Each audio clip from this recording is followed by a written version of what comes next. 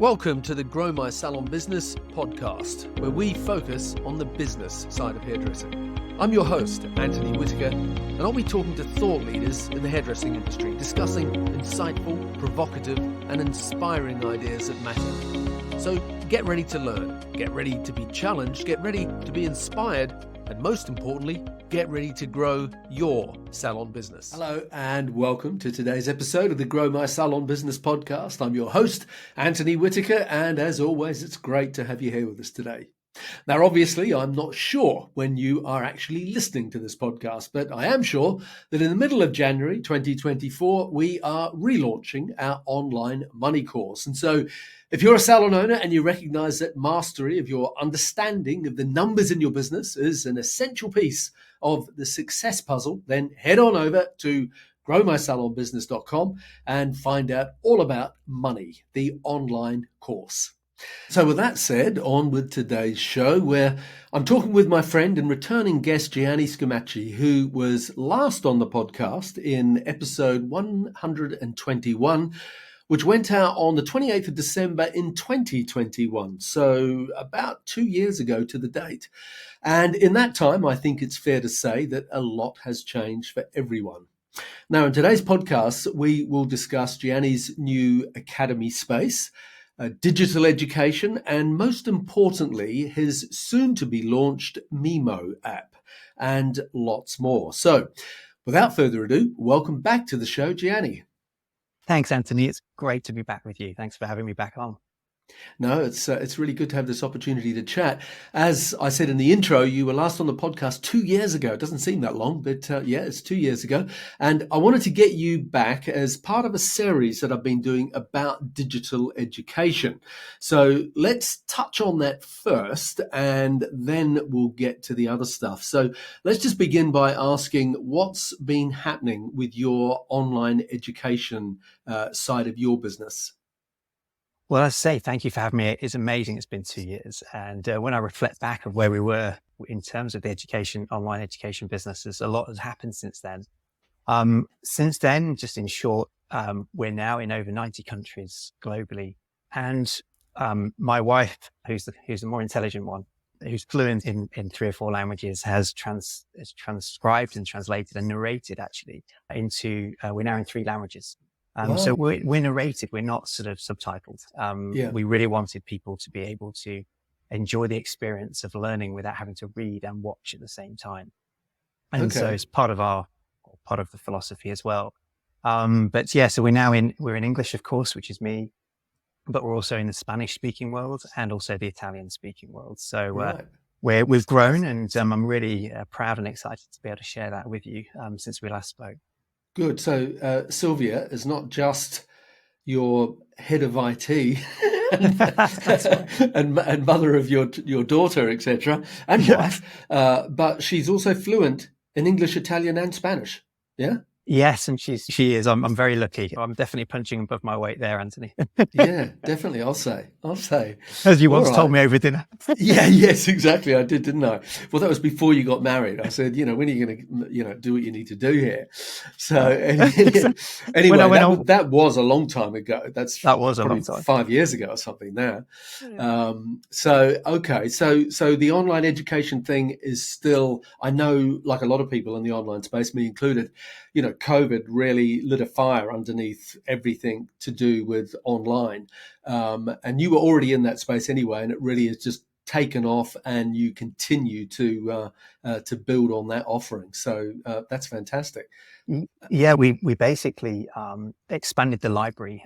So we have 3 different courses now. We have the Discover, which is foundational, which shows the kind of foundational aspects of cutting hair, into the Create course, which is the Create course. Incidentally, I'm just finished recording the next chapter, so we ended up with nearly 45 videos in total from a cutting point of view.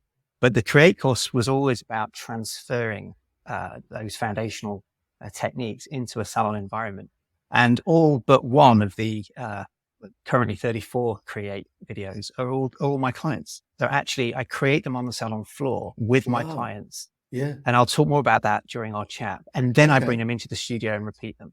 So actually each technique, I say, I'm being really transparent. One was done for a show and I took that back into the studio, but everything else apart from the one has all been done in the salon. And it was important for me. I think very humbled by, by the response that we've had to the online. And I think it's because ultimately I'm sort of showcasing what I do in the salon on the clients. And I think that translates to other stylists from the feedback we've been given. I mean, I just do it because I love doing it. But I also do it very much from the heart. And for me, there's a story behind every technique, a personal story, a client story. And I'll share more about that philosophy and integration. But yeah, we've expanded it and, really happy to be able to report that back to you because, the world is not an easy place for everybody. And at the moment, specifically, it's got, obviously, in many respects, it's got a lot more difficult. And businesses are up and down and everything in between. So I'm just continuing doing what I believe in and hopefully helping develop people, globally in the different fields now. We've got the different languages. Yeah. Now, I know for our listeners, as I mentioned, episode 121, I think I said it was, which is 2 years ago. But I would highly recommend you go back to that and have a listen to that if you haven't already listened to it, because we talk in a lot more detail about Gianni's background.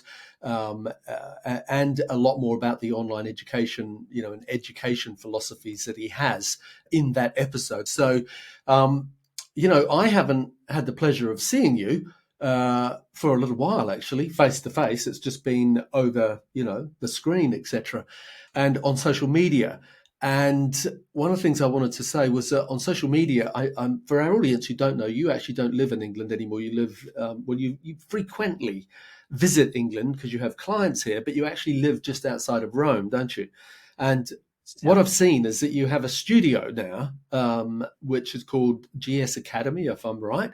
And I see it on social media, and every time I look at it, I go, "Hang on, what am I doing here when you could have that lifestyle?" Because I see this, this great vista of looking over the Italian countryside, and that appears to be your academy space. So, do you want to just tell us a little bit about your new academy space, which is, as I say, a couple of outside of Rome?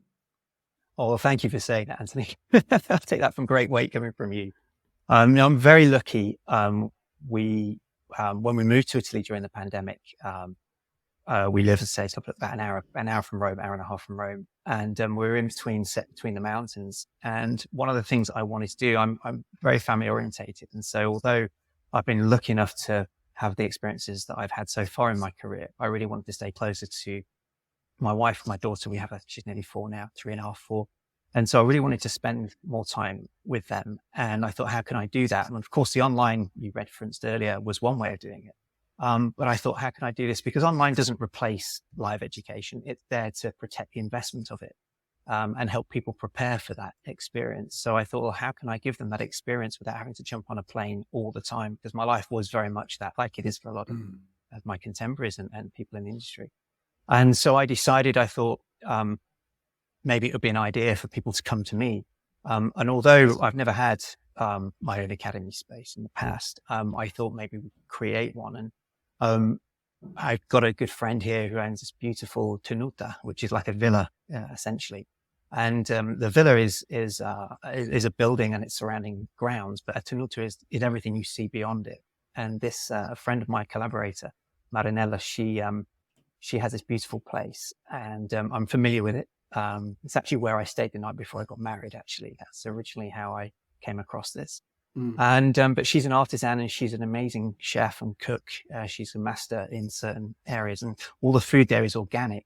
And it's the way she is as a person. We have a very similar way, and I could feel a collaboration was possible, and she loved it. And so what we do is we invite people. We've had people from Australia, numerous people from Australia, from Mexico, from Canada, from North America, the States, of course, throughout Europe as well. People have come and they come for an experience. And so the idea is they come to, there's no Ubers, there's no taxis, there's no trains. You really are in the middle of nowhere, as you mentioned, and you have the vista of the Lazio crossing over to the Umbrian border. countryside between mountains. And I think what it does for the people that have come, they stay in the villa, which is 20 yards from where the academy space is itself. And it's very tranquil. And I think what it does, it gives people a chance to step out of their busy environment and a busy urban environment, which you may find in the city of London or New York or wherever else. And this gives them a completely different perspective, I think, on their learning process. And because of the philosophy that I have is heart to hand, but it really gets them in touch with who they are. The emphasis is on them. For them, the emphasis is the client when the client is paying. But in this scenario, it's really about them, and really about them. When I'm teaching, a lot of people come for technique, but they leave with technique, but they leave with something else, because I prefer to go a bit deeper. For me, technique is just the entry level of really what I do. It's about them sort of going deeper into themselves and understanding some of the more difficult areas that they may have to confront to develop as a person and a hairdresser. And we don't push people, but people tend to find more safer and less vulnerable in that type of environment. And that's where I really feel that we can bring value to the people that come. Okay, well, we will talk more about your philosophy in a minute, because I know that heart to hand or hand to heart is a really fundamental, part of everything that you do. It runs through absolutely everything. I saw you had, I think they were Canadian guys. You had 2 Canadian guys there that you were teaching, and on the little post you did on Instagram, you had, was it Marinella? Did you call her Marinella? Marinella, yeah. And she's cooking up a storm like Italian mama. And I'm thinking, oh my God, that looks absolutely fantastic. To go on a hairdressing course with, the epitome of the, my idea of the Italian mama cooking up and a beautiful meal and doing haircuts with this great Italian vista in the background. So, yeah. Well, very quickly on that, we decided what was happening was that 2 wonderful hairdressers from Canada, actually, Jason and Antonio, and also Daniel came. But they essentially, what we found was that the food became it's a quite integral part of the experience, of course, being in Italy. And we decided to hold a mini course within the course. So at lunchtime, there would be a mini demonstration and workshop on how you cook the amatriciana, which is the pasta of the local area here. Yeah. And Marinella does that. That doesn't know that anybody could ever meet. So we sort of doing courses within courses. Yeah, so it was good fun to do that. Not for everyone, but if people are interested, it's really, you know what, Anthony, I've always felt this, is that I think that information given without emotion is very rarely remembered. And for me, it's about attaching and associating emotion to it, an experience that then reinforces the information that's gone in. And that for me was a clear one, because, Marinella cooks from the heart. She has a heart to hand philosophy with the food. And we thought we could do that. And so really it's about creating that emotional interaction, not just with the hair, but with the food as well. So that was the kind of psychology behind it. Okay. And are they very small groups that you have there? Yeah, we at the moment, due to the demand, we have limited spaces. We bring in, it's usually private groups rather than open dates. It's either, we've had groups of 6, and we've had groups of 3, 2, and also 1-to-1s.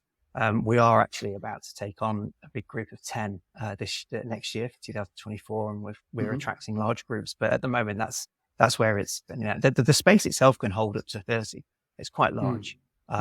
With an adjacent villa nearby that can house for the accommodation. So we've got the setup there. I've realized, being in industry for the time I've been, that I've probably got less time ahead of me than I've had behind me now. And for that reason, I'm really keen to make the best difference I can for people that come. So we're really particular about wanting to really give the best value, not just to the person themselves, which is really the focus, but also the business that they're working in. Because a lot of people come and they may want to take that back to their team because it's an investment, of course, or they may need help. And so we offer lots of different things within the time they're with it. Yeah. So you come, you learn a couple of haircuts, and you leave 10 pound heavier. What's what's not to like? Don't say that. Right. Exactly. Okay. Yeah, no, All absolutely. right. Okay. So let's move on, because I'm desperate to talk about this new the MeMo app.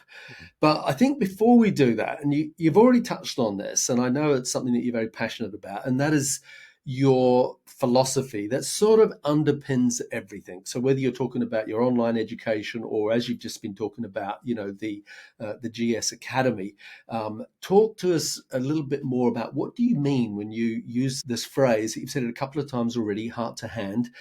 What is that philosophy, and how does it underpin what you do? And then we can segue straight into talking about the MeMo app. Yeah, sure. Well, thank you for asking me.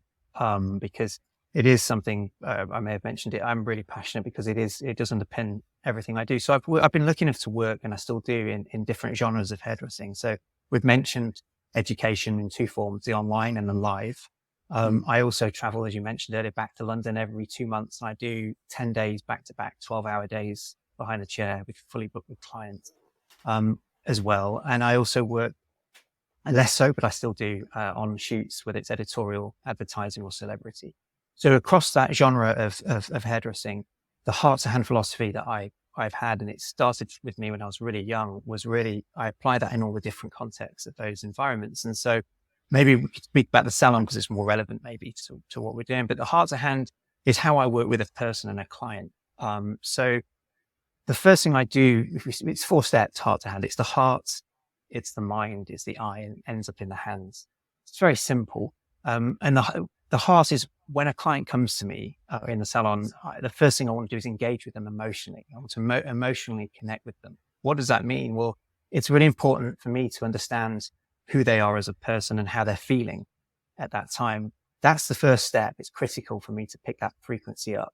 I don't always get it correct. I'm not always right. I don't always get it right, but I attempt to get to that point quickly. Then it transfers that journey from the heart to the mind, which is really about then translating that emotional interpretation into hair. What am I going to do?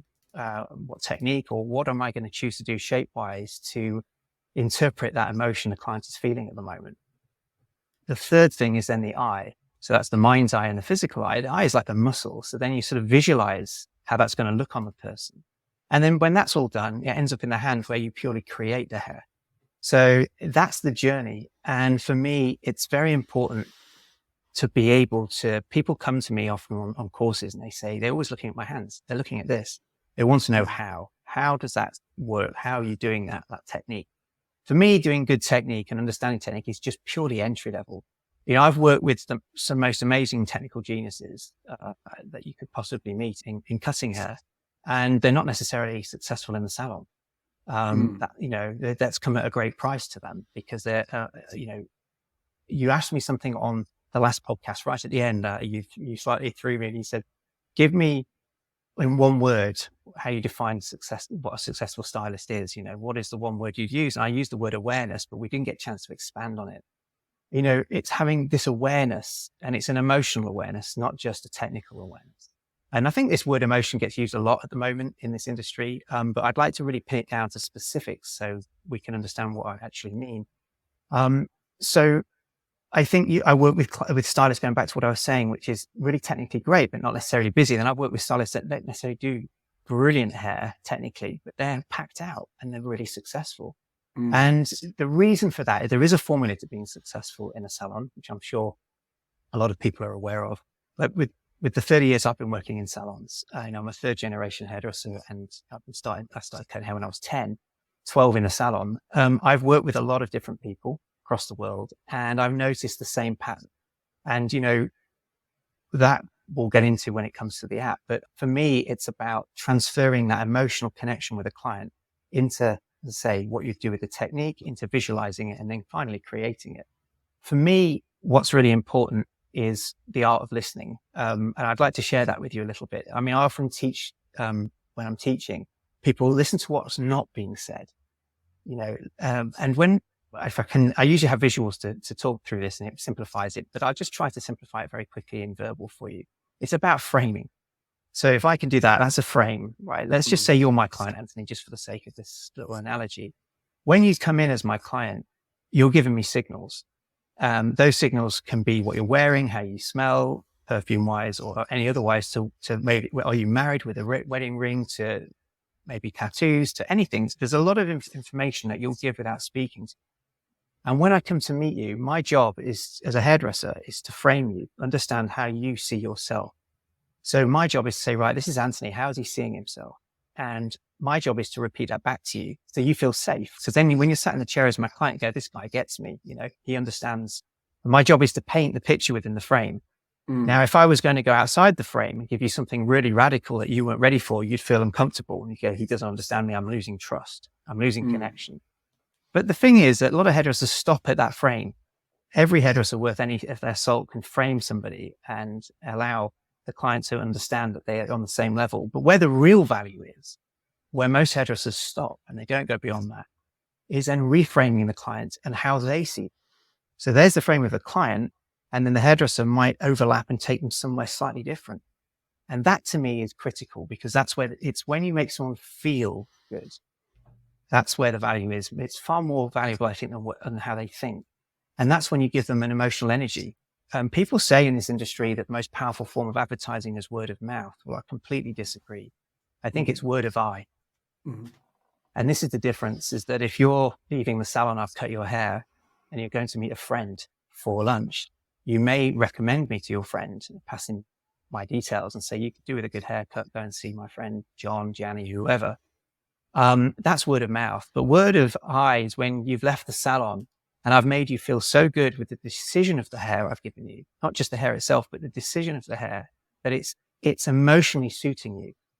Then you're going to have an energy about you. And when you're outside of the salon, someone will come up to you in the street and say, excuse me, you look great. Where did you get your hair done? Now, 33% of my clients are built that way. And that's word of eye. That's someone coming up to you. And now they don't necessarily know you've got a good haircut. They just see that you have an energy about you. And it's about emotional suitability. So aesthetic suitability for me is not so much, I think I mentioned it before, it's not so much of an interest to me, much more about understanding how I can make you feel so good that when you walk out, you project yourself in a certain way. And that to me is where the magic happens. That's not necessarily me giving you who you think you are. It's about me giving you who I think you are mixed with who you think you are, if that makes sense. No, that does make sense. And we could talk about that for the entire podcast. And you have some great thoughts about that. You've sort of done this already, but I really want to directly ask the question purely because I've asked every other educator that I've had on where I've talked about digital education. And that is, what is your definition of suitability? And I'd be intrigued how you package that really quickly. And I know you've already sort of answered it with what you've just said, but just give us a concise definition of what is suitability. Suitability, I believe, is understanding someone on an emotional level, understanding that, having empathy with it, and then having the intelligence, the hidden intelligence, to be able to translate that into hair. That to me is suitability. Yeah, that's good. That's perfect. I keep going back to, for my definition of it, is it's making someone look on the outside the way they feel on the inside, and that's really the same thing you've just said in another way. Right way of saying it. Yeah. So it's interesting. Okay, so tell us about MeMo, the app. What exactly is it? Because I think it's revolutionary. I think it's going to be really exciting, not just for you, but for the hairdressing industry at large. So tell us what exactly MeMo is, and then we can dig into some of the detail on it. Thank you. Thank you for saying that. I am beyond excited to get to this point. It's been a while, but in short, MeMo is a sophisticated, simple, digital black book for all hairdressers. So it's a little black book that allows hairdressers empowers them to be able to give a 6-star service, but also remember the details. We've called it MeMo. It's me.mo if you were to look at it written down.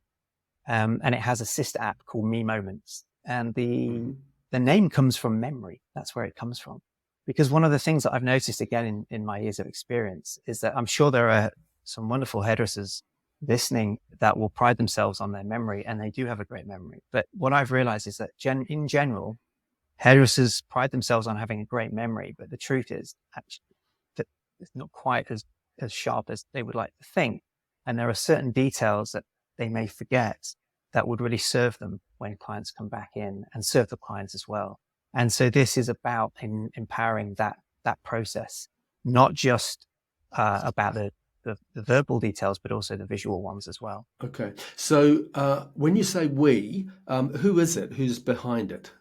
Yeah, so it's so this, although it's something that I'm the face of essentially, and I'm talking about it, I'm a founding member. There's 4 of us, and there's myself. There's another hairdresser called David White, incredible, successful hairdresser in his own right, and he's multi-award winning hairdresser from based in Scandinavia now. And we have 2 other members as well, very successful business technical entrepreneurs and investors as well. So we're a group of 4. It's not a GS product, it's a separate product, but it's hand in hand with my philosophy, which is one of the main reasons that I wanted to create this. And essentially all the philosophy we've just spoke about, it's one thing talking about it and teaching people, but I really wanted to give them the tools to be able to empower them to actually be able to carry that out on a daily basis. And this is what that is. Okay. Now, we're living in an age with AI, and every 5 minutes there's another app on the market. What is it that makes MeMo different to everything else out there? And I suppose, I'm lucky enough in that I've sort of seen, what MeMo's all about, but I'm also very aware that most people who listen to this podcast have got no idea what it's all about, and they haven't seen anything. So it's important to describe, well, what is it that makes it different? Because they can't see what makes it different at this point in time. So how would you answer that question? Yeah. So basically it's an app that goes on your phone, and that's important to mention. It goes on your phone.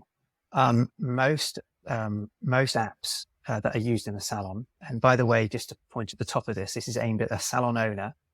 It's also aimed at the freelance hairdresser. They're the 2 main areas that this is focused at, and there are slightly different versions. One's for the salon owner, one's for the freelance hairdresser. But it's built to be individual phones to save the congestion around a focused center point at the reception or an iPad in the salon. And the idea, it's an app that you open on your phone like any other app, but it allows you to, in short, take imagery of your clients before and after the service with video.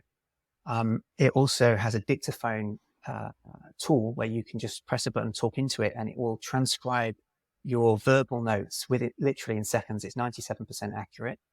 And you can make notes on the conversations that you've had, the product profile, the color formula, areas of the hair that maybe you were unsure about. This is just to point out, this is not about Instagram pictures.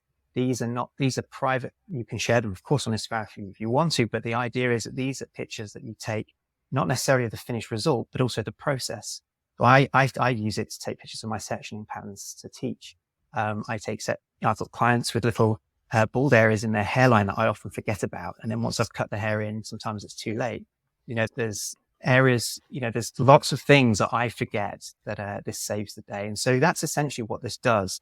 It allows you to visually, as a stylist, you take responsibility for your own business within the business. So you're aware of all your clients. You've got pictures of them visually, and you're aware of how many you have. So that's quite an interesting one. I don't know many stylists that are very much aware of how many clients they actually have themselves, even under a salon umbrella. Yeah. And so a lot of talking to salon owners for a moment, because I can imagine a lot of salon owners would be slightly concerned. Oh, hold on a second. All this data is going on my stylist's phone. We'll just handle the salon owner side first. Maybe that would be the easiest way to do this. Well, yeah. Okay. I was going to say, I can't get past something you said before that. You said it's a dictaphone that transcribes the voice message into text message. So that sounds very cool. I think you just said 97% accuracy. So I've cut your hair and I'm talking into my phone. I've opened the app. I'm talking into it and I'm saying, Gianni's, haircut is such and such, so and so, and remember to ask him about, where him and Sylvia went on their last holiday. And it's going to put that into your notes section. So in 6 weeks' time, and I know you're coming in, I just open it up and those notes will be there. Cool. That is very good. That's very good. Okay. And now, Yeah. Sorry, what were you going to say? No, I was going to say that comes from the fact that it's no secret I'm not the fastest haircutter in the world. Yeah, And, yeah. For those who don't know me, trust me, Yeah. and the ones who do, I'm sure they'll tell you. And so, Yeah. I'm fully booked with, 8-9 clients through a 12-hour day. And so I realized that if I was going to use this and talk about it, it had to work for me. And so what I don't have a lot of spare time in the day, like most hairdressers, regardless if you're fast or slow. And so what this does essentially is, you make notes very quickly, you talk into it, and it all comes out very fast and with different fields. So you can talk about personal details through to different areas of the service. Yeah. Okay. So I can record video, I can take still images, I can record audio, and that will collate the notes on that client. Now, you were just starting to touch on who it is that uses it. So just talk to us about, where does that start? Does it emanate from the owner's version, who then gives it to the stylist, who then gives a link to the client? How does that all work? So thank you for asking. I'll just let me clarify it for you. So there are actually just two versions of the app. Okay. There are two versions of MeMo. So MeMo is the hairdresser app, and there's two versions. One is for the salon owner and one is for the freelance. And then there is a separate app called Me Moments, which is for clients. Got it. Just to separate it in that way for you. So we'll start from MeMo and we'll go through those two versions very briefly for you. So the salon owner's version is aimed at the salon owner will download the app really simply from App Store or Google Play. They will then invite their stylists. So let's just say they've got 5 stylists in the salon. They'll invite their stylists, which takes 30 seconds. And the stylists will download the app on their phone and join the salon owner's invitation. And they see the same thing that the salon owner sees. Well, not quite. So the salon owner has the umbrella of the account, and the stylists under the salon owner will have a mini version of they'll only be limited to what they can see, but they're under the salon owner's umbrella. So this has been done just incidentally with 360-degree data protection, completely with the salon owners in mind. David, who works with me, he's a salon owner, has been for 30 years, very successful one. So we have come together on this to really make sure this is nuts and bolts and braces, totally tied down to protect the salon owner. So what the salon owner will do is invite the stylist. As I said, the stylist will then have the app, and so will the salon owner. That's done. The salon, that's step 1 and 2. And the third step, the final step, is then the salon will invite their clients for free with an extra service with the app Me Moments. Send them the link, and the salon clients can download that app called Me Moments if they wish. They don't have to, by the way. But if let's just go through this process. And they do. When the client downloads the app, she will look at it, put her name and email and password in. Very simple. It's 30 seconds. And then you'll look for their stylist, which might be Anthony in London, for example, at Anthony's salon, for example. It'll come up and she'll click on that. And all of a sudden, the stylist and the salon owner, the client pops up. So she's onboarded herself. So there's no work really for any of the hairdressers side to do. The clients will onboard themselves and have this Me Moments app. So it's a sister app basically. So that's how that's the 3-step setup. If the client doesn't want to do that, because they might not want to, when they come into the salon or they don't see their email or message, the stylist can just show them a QR code on their phone, which is inbuilt in the app, and the client can just quickly scan it and do that same onboarding process there and then in the salon. It takes them 30 seconds.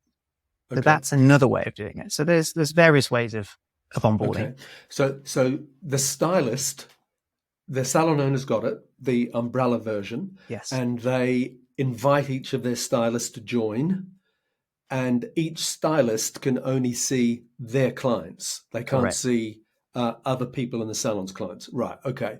And the stylist can make notes within the app, and then the stylist can invite their client through Me Moments. Can the client see all of the notes that the stylist has made? They not can't. at all. Right. So, okay. so just to help you with that, you can put anything. Don't worry. No, absolutely not. But I'd be careful. No. So trust me, I've been working with it for 5 years now, 4.5 years through the pandemic. Okay. So no, what you do, just to give you that process to answer your question, is the stylist will take a picture of the client and make notes. And the only option that they get is to share certain pictures with the client. They don't have to share all the pictures. They'll just pick the ones that they want to. And the client's app, all they see is just a visual diary of each visit photographically. That's all they get, which is unbelievably powerful. Like clients who didn't want to do this, when they see another client doing it and they suddenly get to see that visual, can you imagine having 5 years of imagery of your own, of your life? Clients they revalue the relationship with the stylist like you would never believe. It's unbelievable. It's really So powerful. all they can see is images of their haircuts. Correct, They with the can't date. see the color formula and the date, right? Zero. So they can't see color formulations. They can't see any comments. They only see photographs, nothing else. Right. And it's completely geared around supporting the hairdresser behind the chair and giving the client the best service that she can, or he can have, or they can have. Yeah. Okay. All right. That's interesting. And at the beginning, when you started talking about it, you said there were two versions of it. You said there's one for the independent stylist and one for the salon owner. When you were saying the independent stylist, because I know a lot of salon owners that are listening to this will be thinking, well, who owns the data? If Gianni's working for me as a stylist and he decides to leave, does he take all that data with him? Because if you're an employed stylist, the salon owner might have a problem with that. Whereas if you were an independent stylist, self-employed, then of course you can do that. So just talk to me about how that works. It's a great question. Thank you for asking me it. So let's go back to the salon owner and the employed staff. So of course, anyone who's employed would have to ask the salon owner if they were happy to have this in the salon. It's always the salon owner's decision because it's a cultural decision, of course, for the business. But assuming that the salon owner wants to go with it and we're doing this as a salon owner perspective, the salon owner will have a list of all the clients, of course, that are coming in the salon. And let's just say Anthony's one of the stylists. And Anthony's got a full roster of clients over many months and years. And Anthony decides that he wants to leave the salon and go somewhere else. First and foremost, just to point out that no data in the app, that's emails or anything else, Anthony can see. He can only see the first letter and the last letter and a load of asterisks in between. He gets no data. The salon owner, on the other hand, gets to see all the data. But the stylist gets to see no data whatsoever. When Anthony decides to leave, the salon owner can then suspend his account. So Anthony has nothing left. He can't access any of the information that he has in the app. And the salon owner, there's a thing called a waiting room. This is the salon owner's admin in their back end, and can put all of Anthony's clients into the waiting room. And then the salon owner can then decide where to distribute those clients to other stylists once Anthony has left.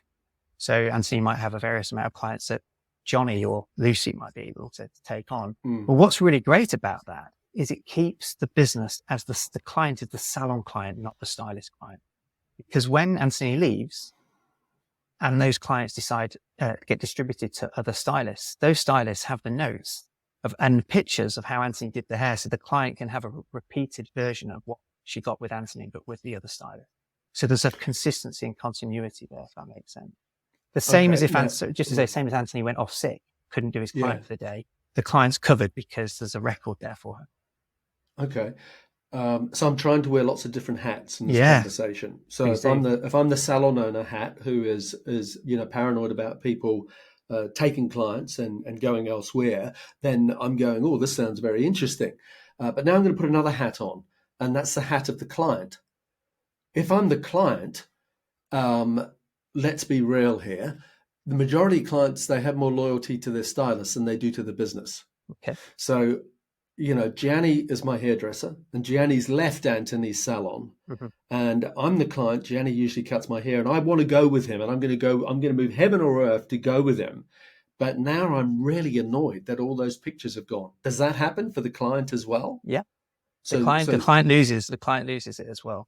Right. So this is about the hairdresser. It's helping the client, but it's in the case of the salon owner, it's protecting the salon owner's business. That's the emphasis on that.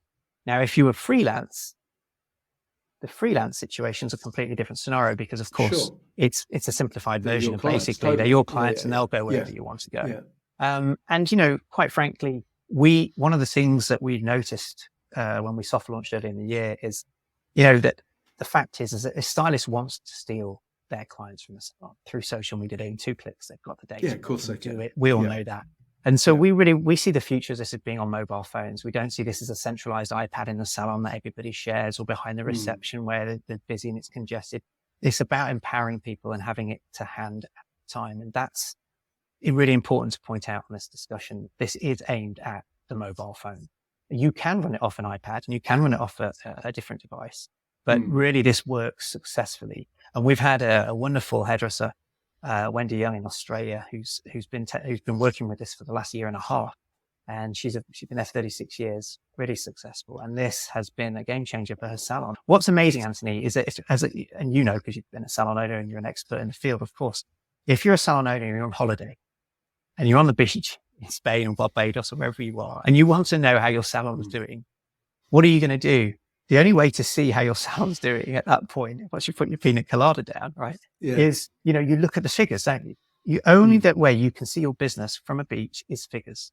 You've got no one's got any other way of seeing how the business is doing that day, really. However, with MeMo, they can visually see every client that walks out the salon. And we've had it where a salon owner has been away on holiday, had a look, seen the imagery, and then on the WhatsApp group said, "Hey, Tim," one of the guys was called Tim, "great set of highlights you did on Mrs. Jones at 10 o'clock. She looked fantastic. My favorite color of the day that has been." It's a motivational tool because it's a visual overview of the business. It's not just about, yes, of course, business is about money and figures, but there's another side to this. There's a cultural side about seeing the quality of the work. And also when stylists take pictures of their own work, they have to be accountable for it. And so that raises, and Wendy said it raised, or you can't quantify it in figures. She noticed the quality of the work has walked out of the salon she thinks is about 25 to 30% higher than it has been before. And she said that the pride and the level of clients that get to see themselves before and after, she said it's like a gasping scenario. And so I've had it myself, and I can tell you some stories, but that's essentially how powerful the app can be. Yeah. Okay. I'm thinking about it from the salon owner's point of view, who has got, a state-of-the-art point-of-sale system.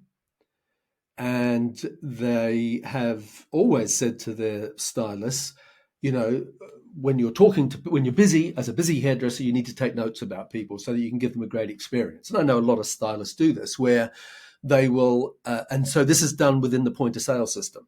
So, Mary is the client, and they will go to Mary's file in the point of sale system, and they'll go, Mary came in. She's going. A lot of our people are going on holiday at the moment, aren't they? Yeah, Mary's. She's going on holiday in a couple of weeks. Don't forget to ask her how her holiday was, or whatever it is. I mean, I'm sure people get the idea of what I'm doing, but the point of sale system currently serves that purpose in terms of taking those notes. It currently serves that purpose in terms of, depending on the point of sale system you've got, in terms of updating color records. And perhaps as a salon owner, you also have a color management software system. So I'm asking myself, as a salon owner, how does this replace or replicate things I've already got? Do I really need it? Because I can definitely see there's some differences here. So talk to me about that. What does it replace? What we've found is that the booking platforms that are out there, the ones that you've mentioned, or the point of sale or the software, first of all, they're often centralized in the reception or one device in the computer because of control, or the illusion of control, should I say. And they're not hairdresser friendly. Those systems are their priority is based around the booking of the appointment, and they're not friendly in terms of easy to access, looking at it visually, making those notes straight away. You have to scroll down. That they're not as friendly and accessible, whereas this is dedicated specifically to give those notes and prompts to the hairdresser instantly in one place. And it's not, and also those systems aren't that easy to separate individuals from the team. And so this really gives that individual hairdresser, whether it's a self-employed or an employed, that power in their hands straight away.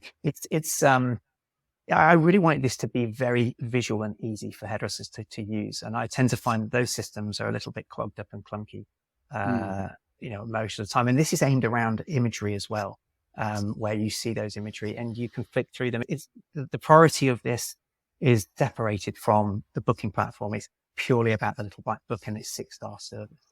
Yeah. I'm really liking that distinction again, as you talk about that with the dictaphone component. Yes.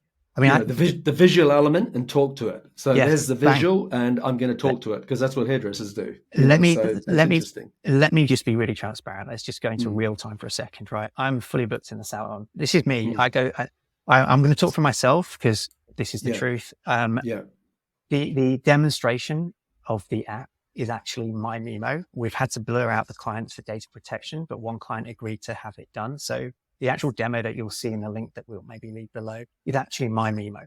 And what I find is, and this is what's happened to me, is that the client comes in, and if I don't, having used it, if I don't use it, I feel quite insecure, because even after 2 months, I go back to London every 2 months. I cannot remember the exact length that I've chosen, because in 2 months, I can't remember the detail of exactly where I place the hair. And so what I tend to do is when the client comes in, I get the picture. On the way to work, I'm already looking at my days. I'm already pre-visualizing. The most successful hairdressers that we've all met pre-visualize like a racing driver the day before, but even before technology. This is not a new concept in terms of the way that you approach it, but the way that the technology now that we have, the client looks at the picture. I show them what we did before. We decide to change or stay with, or however we go through the consultation. But once we've finished, my hands are usually full of some form of product. I'm usually running late. My next client's waiting. They're waiting to leave. And so as they get up out of the chair, and I've snapped the pictures really quickly before and after. As they leave, I then go quickly into my phone. I click on and just say, and reel off the information from the appointment.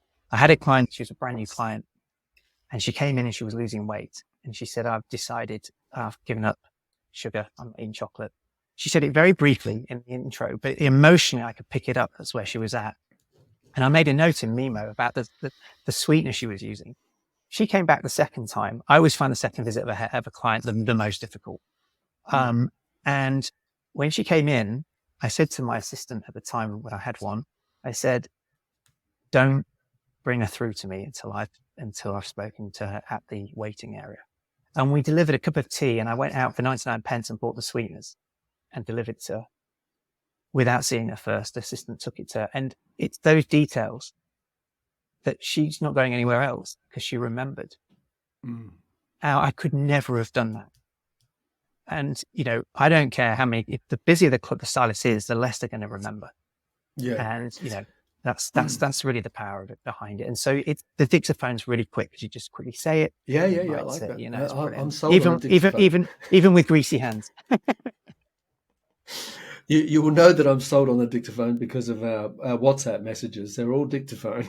Love it. I love it. Just like Starsky and Hutch. Yeah, exactly.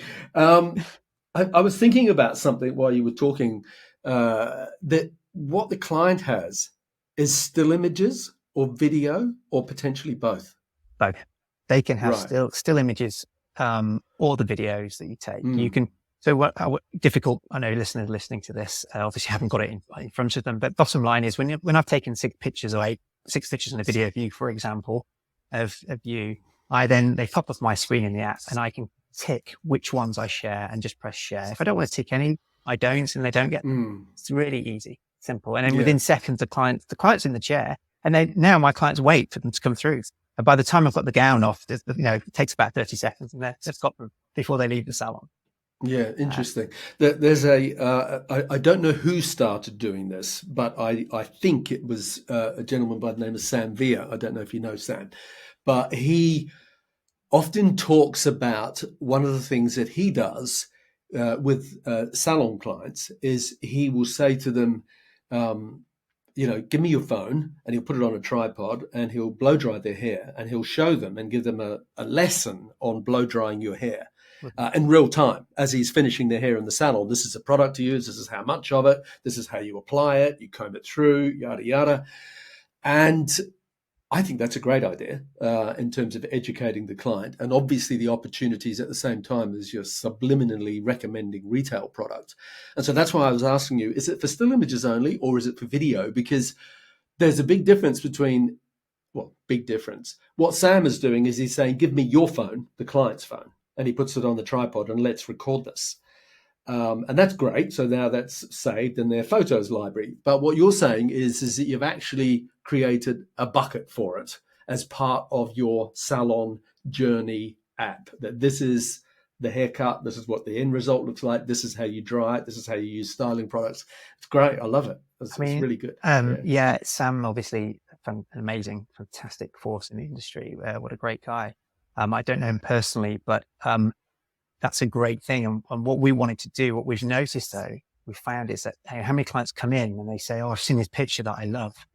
And then they get the phone out and you're losing 5 minutes for them to find in their phone their imagery because it's lost in there. We wanted to centralize it so it's all in the same place so you can turn to it quickly and get it. And one of the other things that we do, and what I've done, is we take a video, I video the sectioning patterns that I do. And then I compare it to the finish as well. I've got a client, one comes to mind where I put a little wave in the front and she always said, I can never do that like you do it. So I obviously recommended the right product, the right flat clips to put in and what to do. And I videoed it and shared it on her Me Moments, but then I've got it to share to my assistant who can see it as well. So it's a really good training tool, for that in that sense, but keeping it all in the same place is really critical. And that to me is, if you look through some of the ones that I have, you will see me pointing at bits in pictures because I had a client who've been doing for 25 years and her hair went grey during the pandemic, like most of our clients. And when she came back, Anthony, I struggled. I did her hair the first time and she liked it when she left the salon. When she came back, she said, I didn't like it. It didn't work. And it was out here.